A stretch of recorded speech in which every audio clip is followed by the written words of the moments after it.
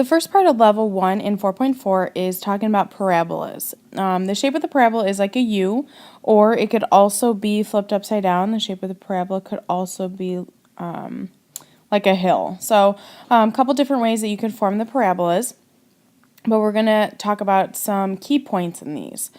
It says, determine the following characteristics of the quadratic function or the parabola below. So we want to talk about x-intercepts, y-intercepts, and a vertex. X-intercepts are the same as they would be on just any coordinate plane with a line. Remember, x-intercepts are where the graph crosses the x-axis. So cross x-axis.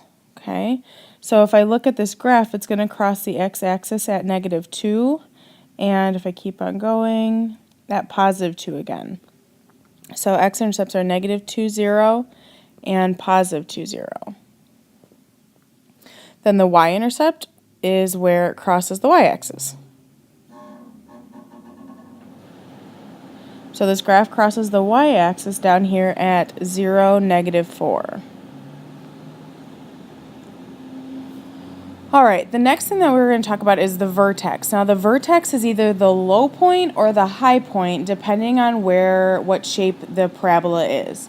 If it's like this one on the graph here that I'm outlining in blue, okay, it's going to have a low point. This point right here, this blue dot, is the lowest point on the parabola. This is called the vertex, okay? So the vertex is, in this case, the y-intercept. It's not always going to be the y-intercept, but for this graph it is. Since this is the low point on the graph, this is what we call a minimum. Okay. If you look up to the one that I graphed the other way, up here, what we called the hill, the vertex would be up here. This would be called a maximum. Okay. It's the highest point. It's the max point on the graph.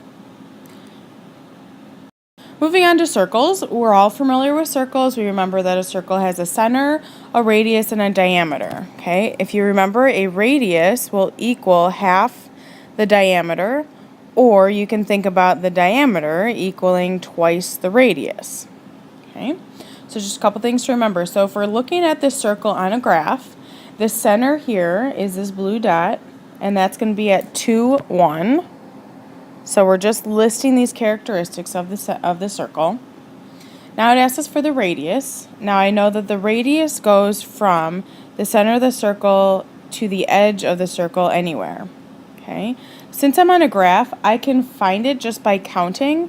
If you notice that right here is a good point, here's a good point, here's a good point, and here's a good point. What makes it a good point is that it crosses at a whole number, and I can count over to that point. So if I start at the center of the circle at 2, I'm going to move over 1, 2, 3, 4, 5.